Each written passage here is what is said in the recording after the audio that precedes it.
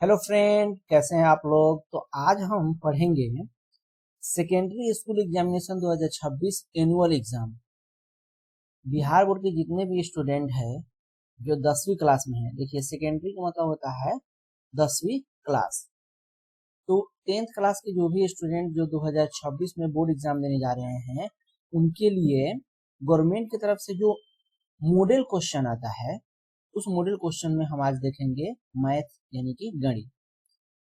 Total 100 number का ये question आएगा और ये 100 नंबर आपका दो पार्ट में विभाजित रहेगा। देखिए जैसे कि आप यहाँ देख सकते हैं, यहाँ लिखा हुआ है, यहाँ क्या, देखिए सेक्शन ए और सेक्शन बी दो पार्ट में विभाजित रहेगा। सेक्शन ए यानी कि खंड ए, खंड अ, इसमें 100 क्वेश्चन रहेगा। 100 में से आपको 50 क्वेश्चन का जवाब देना है और हर क्वेश्चन 1 मार्क्स का रहेगा। तो 50 गुने 1 यानी कि ये 50 नंबर आपका हो जाएगा। और फिर जो सेक्शन बी रहेगा, उस सेक्शन बी में दो तरह का क्वेश्चन रहेगा। सेक्शन बी में 30 लघु उत्तरीय प्रश्न रहेगा, जिसमें से 15 प्रश्न का आपको उत्तर देना है और एक प्रश्न 2 अंक का रहेगा। सेक्शन बी में एक रहेगा 2 नंबर वाला 30 क्वेश्चन और 5 नंबर वाला 8 क्वेश्चन रहेगा। ठीक है, 30 क्वेश्चन जो कि 2 नंबर वाला रहेगा, उसमें 15 क्वेश्चन का जवाब देना है। तो 15 दूना 30, 30 नंबर इस तरह ये हो गया। और जो 8 क्वेश्चन रहेगा, 8 में से आपको 4 क्वेश्चन का जवाब देना है और एक क्वेश्चन 5 नंबर का रहेगा, यानी कि 20 नंबर ये हो गया।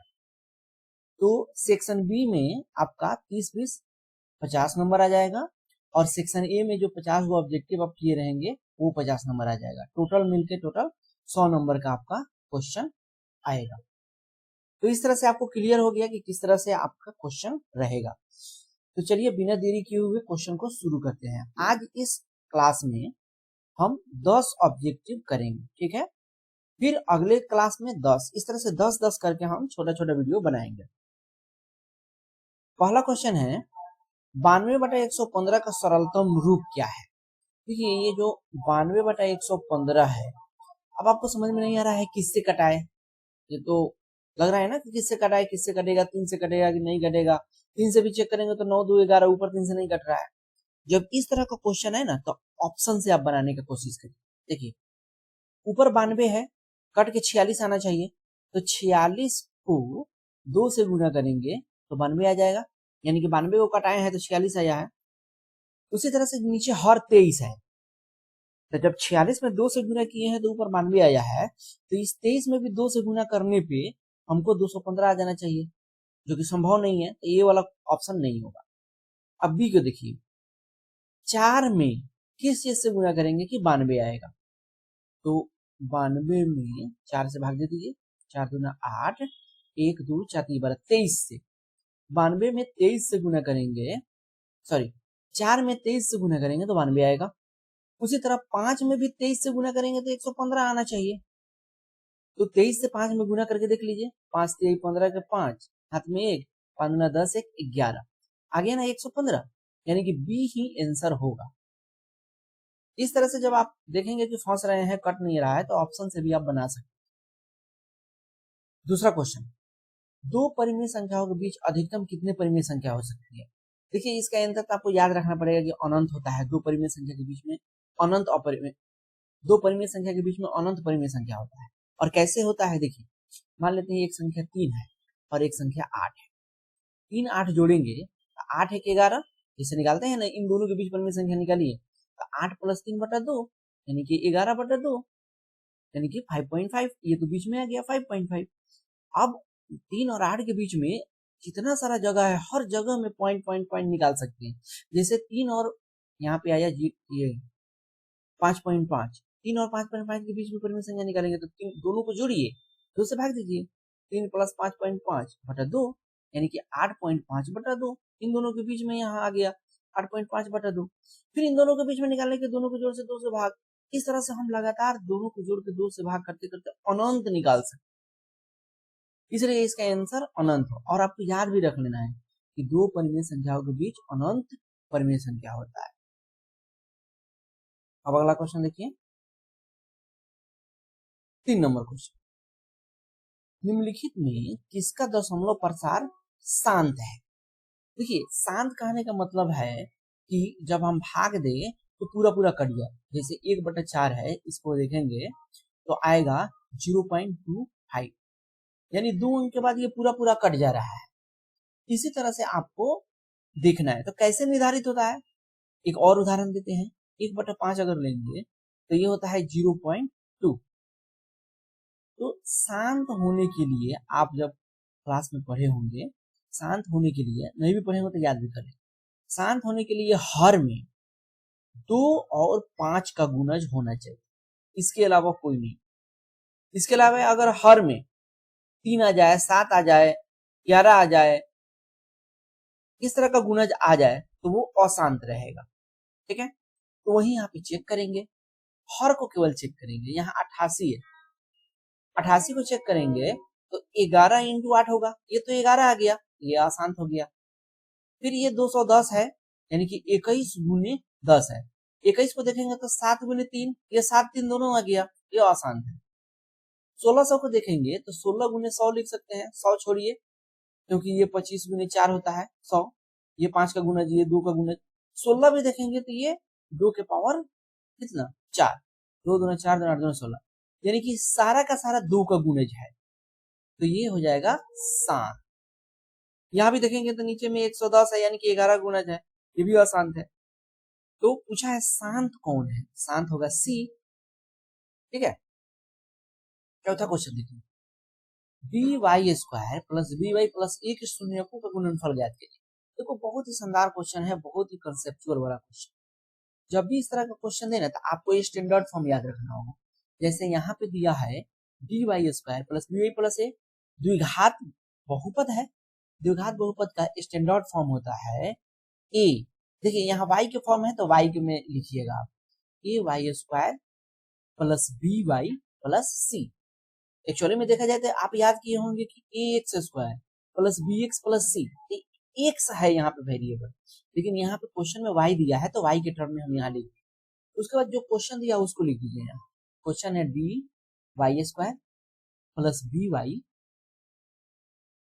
और उसके बाद प्लस है a। ऊपर जो स्टैंडर्ड फॉर्म है, स्टैंडर्ड फॉर्म जो है इसके अनुसार शून्यकों का गुणनफल जो कि अल्फा इंटू बीटा होता है वो होता है c/a स्टैंडर्ड फॉर्म में। लेकिन क्वेश्चन में दिया है c के जगह पर a, देख रहे हैं ना, यहाँ पे ये मैपिंग करना होगा आपका। c के जगह पर a है तो यहाँ पे भी c के जगह पे हो जाएगा a, और इस a के जगह पर देखिए यहाँ a की जगह पे दिया है d, a की जगह पे यहाँ पे d लिख देंगे, a/d हो जाएगा आंसर। कहाँ है ये, डी वाला ऑप्शन हो जाएगा। अच्छा, ऑप्शन रंगेंगे कैसे आप, तो देखिए क्वेश्चन दिया रहेगा आपको और आंसर शीट जो आपका रहेगा वो इस तरह से 1 2 3 4 5 इस तरह से रहेगा, और इसके सामने इस तरह से 4 ठो गोला दिया रहेगा, और गोला के ऊपर आप देखेंगे तो यहाँ पे ए लिखा रहेगा, ये बी, ये सी और ये डी। दूसरा नंबर क्वेश्चन के सामने भी इस तरह से गोला दिया हुआ रहेगा। ठीक है, इस तरह से गोला दिया हुआ रहेगा। तो जैसे चौथा का आंसर आया डी, तो क्या करेंगे, आपके पास पेन रहेगा ब्लैक या ब्लू जो भी रहे, क्या करेंगे कि 4 के सामने जो ये डी है, 4 के सामने ये ए है, ये बी है, ये सी है, ये डी है, तो डी आंसर आया है तो डी को इस तरह से पूरे अच्छे से रंग देंगे, ऐसा रंगेंगे कि बाहर नहीं जाना चाहिए ये। ठीक है, उसी तरह से देखेंगे यहाँ पे तीसरा का आंसर है सी, तो क्या करेंगे, इस तीसरा के सामने ए बी सी, इस सी को इस तरह से रंग देंगे। ठीक है, दूसरा का क्या आंसर रहा है, दूसरा क्वेश्चन आंसर है, दूसरा का आंसर डी है, तो क्या करेंगे, यहाँ पे देखिए ये 2 नंबर क्वेश्चन है, 2 के सामने यहाँ पे डी है, इसको यहाँ पे ऐसे रंग देंगे। उसी तरह का पहला को देखिए, पहला का आंसर क्या है, पहला का आंसर बी है, तो क्या करेंगे, यहाँ बी रंग देंगे। कहाँ गया, ये ए है, ये बी है, ये इस तरह से रंगना, इस तरह से आपको रंगना है। मान लेते हैं कि 5वां नंबर क्वेश्चन आपको नहीं बनाना है, 5वां छोड़ देंगे, 6वां नंबर क्वेश्चन के सामने जो आंसर रहेगा उसको रख देंगे, ठीक है ना। चलिए इस तरह से हम आपको बताएं कि कैसे रखना है। 4 हो गया था, अब 5 नंबर क्वेश्चन बनाते हैं। ठीक है, रूट 18 का परिमेयकरण गुणांक, the rationalisation factor of root 18। तो देखिए रूट 18 है ना, तो 18 को पहले आप तोड़िए, 2 9 18 और 3 3 9, यानी कि अंडर रूट 18 को आप लिख सकते हैं 2 गुने 3 गुने 3, 2 गुने 3 गुने 3। अब अंडर रूट में से 2 में से एगो बाहर निकाल देंगे, ये 3 2 है तो एगो 3 बाहर आ गया, अंडर रूट 2 रह गया। परिमीकरण गुणांक कह रहा है, तो परिमीकरण गुणांक जो भी रूट में रहता है वो हो जाता है, यानी कि रूट 2 होगा इसका आंसर बी, छठा का बी होगा। तो यहाँ पे जो बी होगा ना, यहाँ पे उसको इस तरह से रंग देंगे, ठीक है। 7वां देखिए, नहीं कौन है ये, 5 नंबर है ना, 5 है, 5 का बी है। हमेशा ध्यान रखिएगा, देखिए यहाँ पे हम बोल दिए ना छठा, क्लास में जब आप एग्जाम देते रहेंगे, सॉरी एग्जामिनेशन हॉल में जब आप एग्जाम देते रहेंगे, तो आपको ध्यान रखना है कि कौन नंबर क्वेश्चन का हम रंग रहे हैं। जैसे यहाँ पे 6 नंबर क्वेश्चन हम रंग दिए थे, तो ये गलत हो गया, इसलिए आपको ध्यान रखना है। 5 का जो है ना, ये बी आया है, तो 5 के सामने जो होगा उसको रंगेंगे, बहुत सावधानी से आपको रंगना है, ठीक है, ये ऑब्जेक्टिव है। चलिए अब 6वां नंबर क्वेश्चन देख लेते हैं। सबसे छोटी अभाज्य संख्या, देखो अभाज्य संख्या हमेशा 2 से ही शुरू होता है, 2 है, फिर क्या है 3 है, फिर 5 है, फिर 7 है, फिर 11 है। अभाज्य संख्या उसको कहते हैं जिसमें 1 से भाग लगे और अपने आप से भाग लगे। सबसे छोटा अभाज्य संख्या 2 होता है, ये आपको याद रखना है, ठीक है। बी हो गया, यदि a बराबर बी क्यू प्लस आर, जहां a और b धनात्मक पूर्णांक है, तो बोल रहा है कि कौन सा सही है। देखो यहाँ पे थोड़ा सा आपको दिमाग लगाना है, a बराबर बी क्यू प्लस आर है, इसका मतलब ये है कि अगर भाग दिए होंगे हम a में, किससे, a में अगर b से हम भाग दिए होंगे, तो q आया होगा भागफल और r आया होगा मेरा शेष। तो ये जो शेष होता है ना, जिससे भाग देते हैं, उससे हमेशा ये छोटा रहना चाहिए, ठीक है, यानी कि r हमेशा इस b से छोटा रहेगा। कहा गया, ये c होगा इसका आंसर, ठीक है। निम्नलिखित में कौन परिमेय संख्या है, देखो परिमेय संख्या होने के लिए तो वो रूट में नहीं रहना चाहिए। देखो इसमें रूट में है 3, इसलिए ये अपरिमेय है, यहाँ भी रूट 7 है, ये भी अपरिमेय है। रूट 8 को अगर देखेंगे तो अंदर रूट 2 गुने 2 गुने 2, 2 गुने 4 गुने 8, 1 2 निकल जाएगा यहाँ, फिर भी 2 तो रह गया रूट में, तो ये भी आपका अपरिमेय हो गया। यहाँ देखिए रूट 5 कट गया, 6 आया, ये परिमेय संख्या है, तो डी होगा इसका आंसर। 9 नंबर क्वेश्चन देखिए, द्विघात बहुपद x square plus 12x plus 35 का शून्यक निकालना है, और शून्यक निकालना है तो मान नहीं पूछा है, शून्य के गुण के आधार पर ये क्वेश्चन है कि दोनों धनात्मक है, दोनों ऋणात्मक है, दोनों बराबर है, एक धनात्मक एक ऋणात्मक है। तो देखिए शून्यक क्या होता है, शून्यक निकालने के लिए होता है जो कि अल्फा और बीटा होता है। क्या होता है, अल्फा बराबर होता है minus B plus under root B square minus 4ac बटा 2, और बीटा बराबर होता है minus B minus under root B square minus 4ac बटा 2। देखिए यहाँ भी माइनस बी है, यहाँ भी माइनस बी है, नीचे भी 2a है, यहाँ भी नीचे 2a है। ये जो डी है ना, ये मेन खेला करता है आपका इसका गुण निर्धारित करने में, कि अल्फा पॉजिटिव होगा कि नेगेटिव होगा, दोनों बराबर होगा कि क्या होगा, इसको बोलते हैं डी। जो अंडर रूट में है ना उसको डी बोलते हैं, बी स्क्वायर माइनस 4ac विविध कर, यानी कि डी। तो यहाँ पे अगर देखेंगे तो ये है, कंपेयर करेंगे एबीसी क्या है, तो ये होता है a x square plus b x plus c, a है यहाँ 1, बी है क्या 12, देखिए बी एक्स का गुणांक 12 और सी है 35, तो बी हो गया 12 का स्क्वायर माइनस 4, ए है क्या एक्स स्क्वायर का गुणांक यहाँ 1 है, तो यहाँ 1 हो जाएगा, और सी क्या है, सी है 35, अब 35 हो गया।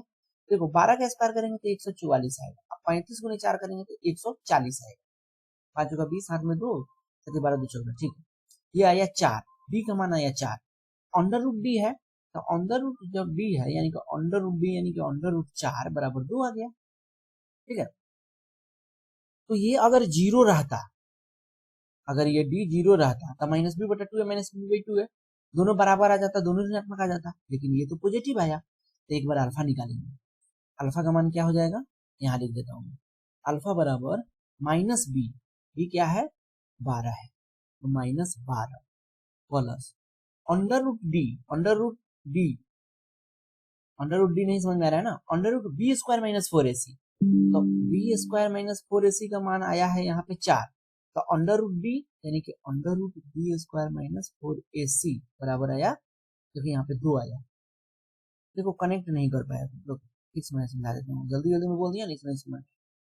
ये जो बी स्क्वायर माइनस 4ac है वो डी बना हो, बी स्क्वायर माइनस 4ac का जो वैल्यू है सॉल्व करते करते आया यहाँ 4, ये जो डी है ना ये बी स्क्वायर माइनस 4ac है 4, हमको निकालना है under root B square minus 4ac, यानी ये जो डी है वो भी अंडर रूट चल जाएगा, तो ये 4 भी अंडर रूट हो जाएगा, तो जो कि मान आया 2, यानी कि under root B square minus 4ac बराबर आया 2, तो यहाँ पे माइनस बी यानी minus 12 plus under root B square minus 4ac, इसका मान आया है 2, तो यहाँ पे लिख देंगे 2 बटा 2, ए का वैल्यू क्या है यहाँ 1, तो 1। अब इसको सॉल्व करो तो 12 में से माइनस 12 में से प्लस 2 घट जाएगा, तो क्या आएगा माइनस 10 बटा 2 यानी कि माइनस 5 है ना। उसी तरह से जब अल्फा निकालेंगे तो minus B minus under root B square minus 4ac बटा 2 है, माइनस बी यानी कि माइनस, अब बी की जगह पे क्या है 12 है, तो यहाँ पे minus 12 minus under root B square minus 4ac बराबर 2 है बटा 2, अब बटा में 2a, 2 इंटू ए का मान 1, 12 2 14 माइनस 14 बटा 2 यानी कि माइनस 7, एगो आया माइनस 5 एगो आया माइनस 7, यानी कि दोनों ऋणात्मक आया। ठीक है, चलिए अगला क्वेश्चन देख लेते हैं।